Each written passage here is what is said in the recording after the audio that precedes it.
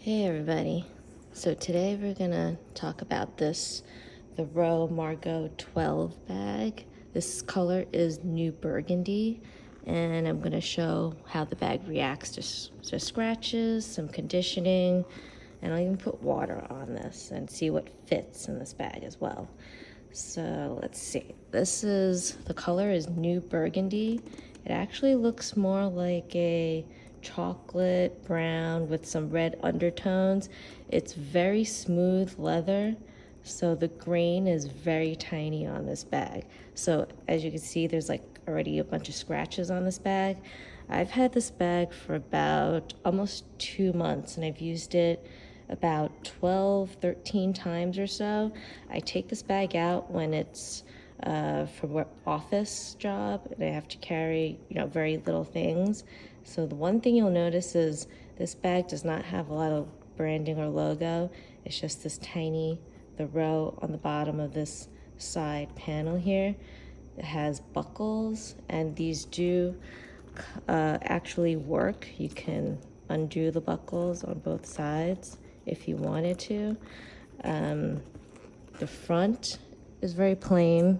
It just has the straps here that you can carry. The other side just has a side buckle, no branding. The bottom has 4 feet and also says the row on the bottom of each. They come with these covers on them, and I took them off, or I think actually they fell off. I left them on and they just eventually fell off with some use. So has a crossbody strap.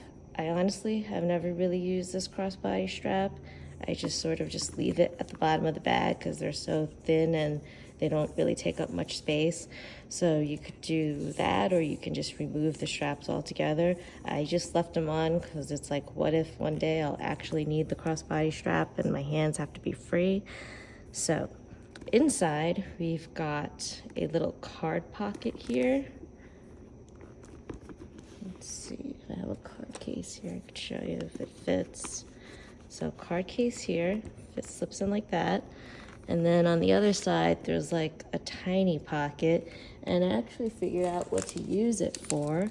I carry these lens wipes, and sometimes like I'll bring in some tea to the office. So they slip in right there. So it's kind of nifty. I don't know what else you could put in there.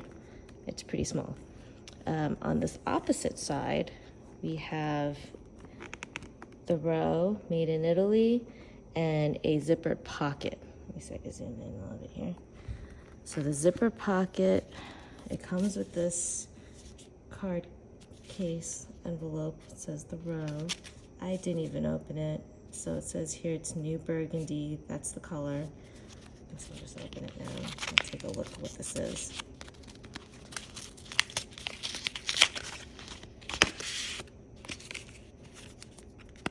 So it shows you name of the bag, the lining. It's made in Italy. Actually, I can't read some of this. The row. Some more instructions. Okay, good to know. I'll put it back. I don't really use the zippered pocket either. It has a closure. Take this out. It's a toggle. So this is the only way to close the bag. So it's like that. So I don't use this toggle closure because I feel like it pulls at the side panels of the bag. See how it kind of just pulls in like that, like right here? I don't like that because I think eventually it'll probably warp the bag a little bit. So I completely ignore this and I just tuck it in there and I just leave it. I don't use it at all. Inside lining is like a fabric. Let's see. There you go. So inside lining is fabric. It looks like kind of like a herringbone or a twill. It's kind of soft. It has some texture feel to it. So it will eventually get dirty. I mean, you already see like some dust in there and some random stray hairs or so, but it hasn't gotten dirty yet. So there's no stains. So I'm pretty pleased about that. If you hear my cat, he's screaming. He's very needy at the moment, so you'll have to excuse my kitty cat. I don't usually let them run around while I'm reviewing a bag because it just gets a little bit too distracting. Okay, so these handles are really comfortable to hold. I love that they're completely rounded on this side, so there's nothing like sharp or, you know, anything to potentially like hurt while you're holding these bags, which is very important to me because I mostly use this bag as a handheld. I don't really use the strap at all. All right, so let's take a look at how these buckles and these straps come off. So this strap is actually kind of a pain. It does take a bit of a force to remove, but you can remove them. I'll probably reattach them after this video and leave them inside the bag or remove. Okay, so these buckles also come off.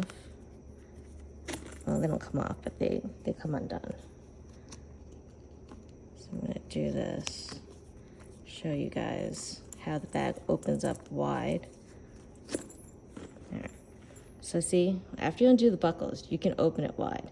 Otherwise, you can't really, and you can't really like flex these side leather panels. So I'm gonna show you what fits. So this is a 11-inch iPad. So that goes in on the side. But see, if you have the buckles on, you can't really slip it in. So right now, it's not gonna come out if I did the buckles. So, but it kind of fits if you wanna undo the buckles. Sunglass case. I have this pouch here. This card case. This is my work ID. I have a makeup case that also fits. Could fit this notepad here. This is an extra battery phone charger. My keys, some mints, and my little AirPod case. And it all pretty much fits in here. So I do have a tape measure. I'll show you how many inches. So this is a 12, and it's a little bit over 1 foot at the bottom. It's like 12.5. From top to bottom, it's 9.5. And then from the side, it's 7 inches. So it's mostly equivalent to a Speedy 30, I would say. If you have one of those, it's similar in size to that. I'll do a comparison later in the video.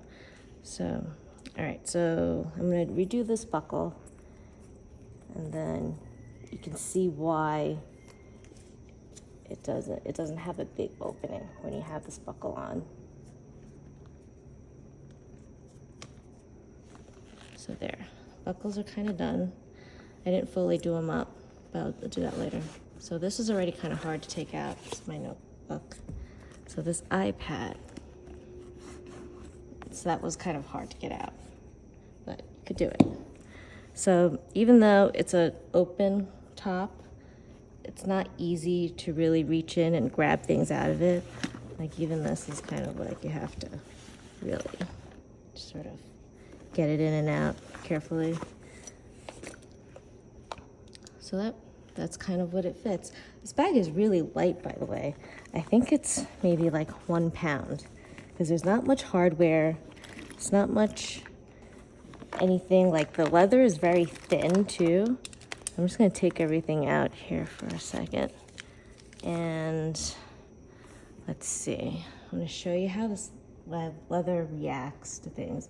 So it's very delicate, it's very smooth. So I've got a whole bunch of like scratches here, and look, this is like that. So there's a scratch right there. And it doesn't buff out very easily, which is kind of disappointing. I don't mind the light scratches because eventually it will blend in. It'll patina.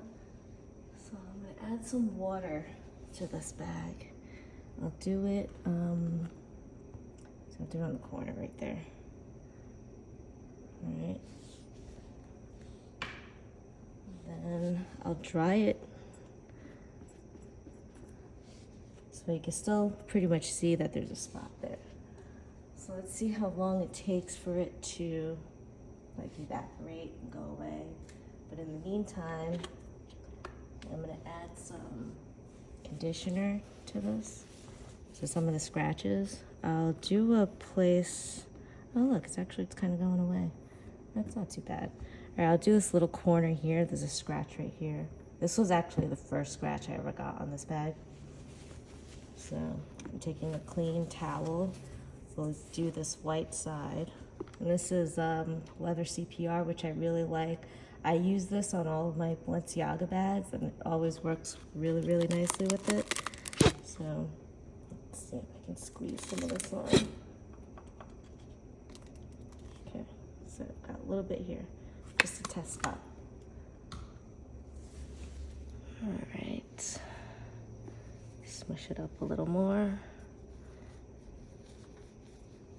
This is my first time doing this, by the way, so.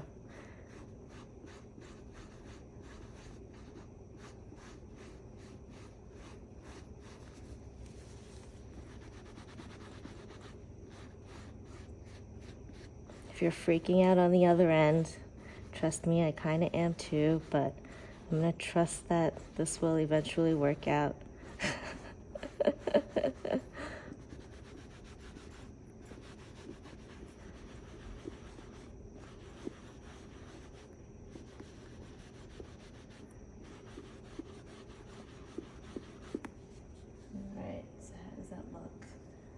Okay, so it does bleed a little bit onto the rag, which is normal. Most bags do eventually kind of bleed off a bit. So it's already kind of going away. Let me see if I can zoom in a little bit more.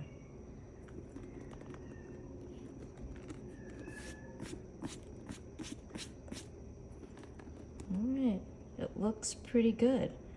I want to say the water spot is kind of gone.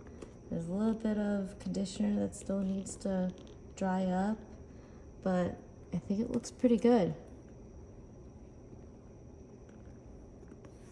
Give it like a few more minutes and it'll probably smooth out. So yes, this bag gets a lot of scratches very easily. Nails, anything. I try to be very careful when I use this bag so it doesn't have deep scratches. That's the only thing that I really kind of don't want are the deep scratches. Side panels still look pretty good. This side, yeah, it's starting to get some scratches here. You can see it more in the light. If you're looking at it dead on, they're not very noticeable.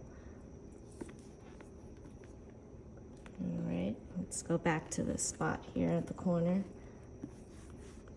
I think that's still the water spot there, but it does take a few minutes for it to go away, but I'm pretty confident it will. You can barely see it, but it's still there. I think after when it dries up, it'll be gone. So that's good. So it didn't take too long after all. That was faster than I thought. All right, I'm gonna come back and show you the differences between the Speedy 25 and the Speedy 30.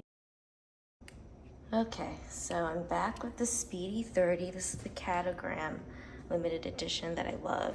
So you can see that the size is very, very, very similar. The Speedy obviously is a little bit bigger because it comes up on the sides, but otherwise it's pretty much the same lengthwise. So if you're interested in the strap drop here, handle drop, it's about 5 inches down here. And then, so you can't really get it over the shoulder. I don't think so, unless maybe you have very, very thin arms. You can try, but I couldn't do it. This one, the drop was only about 3.5, so this one is handheld only. So, let me measure this, actually.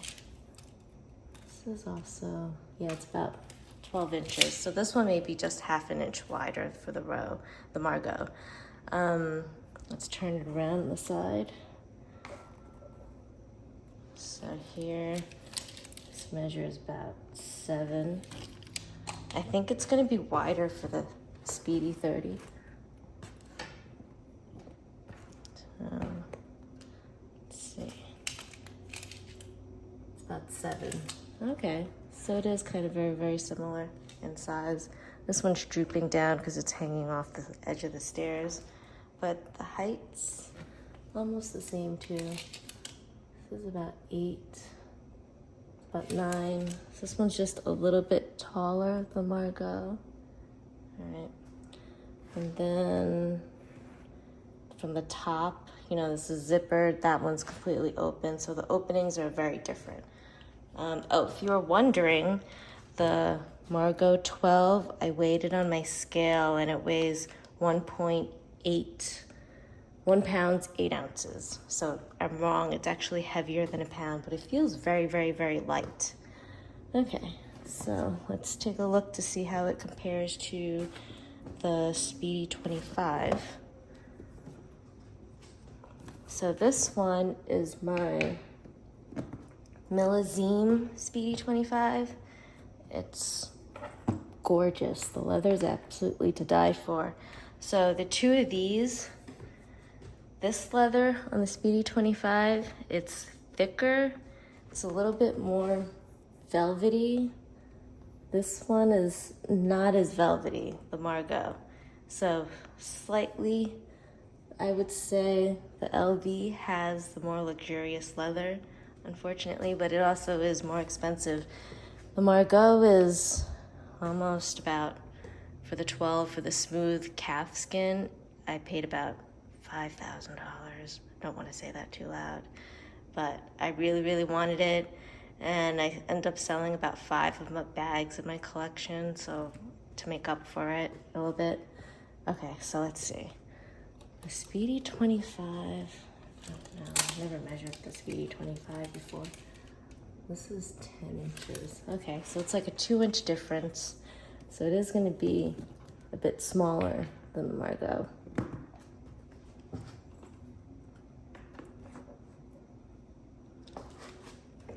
But the Millazime Speedy, if you can find one, they're also pretty rare and hard to get. They're both really rare bags to get, actually. I got mine on Fashion File about a year ago, I think. And it was maybe like 60% retail price. But I paid full price for the Margaux because even on Fashion File or the Real, they're very, very hard to find. Like, they sell out super fast from the Row. I actually had to stalk the Row website, and I saw it in stock finally, and I just pulled the trigger and I bought it because it was exactly the size I wanted. I wanted the smooth leather, and yeah, the color was beautiful. So I'm glad it's not a super dark burgundy, but I will say that, is it worth the price? I don't know. It depends on how much you use it. If you find that you use the bag a lot, then yeah, it'll be worth it. But I don't plan on selling this bag anytime soon. I'm gonna wear the hell out of it. So, pretty sure this was the side where I used the conditioner. Can you guys see it? I mean, it's hard to tell in this light because I have the sun coming in from the side. So, it's a little hard to tell, but I think it went away. I mean, I don't really see the water spot or the conditioner, maybe just a little bit still, but I think it'll just dry up and end up blending into the bag, so I'm not that worried about it. Or is it this side? I can't even tell anymore. Maybe it was on this side. Does that look about right? Okay, I mean, I love the bag. I will use it. Would I buy another one? Maybe in suede, possibly, and that'll be even more delicate than this, I think, because suede is much harder to keep up.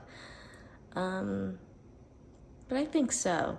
Only thing I would say is I would not buy this bag in a light color, considering how easily it just gets scratches and stains, and it's very delicate. So if you want to have a newer looking bag, stick with the grained leather, and it's also about $800 cheaper, I think, than the smooth leather.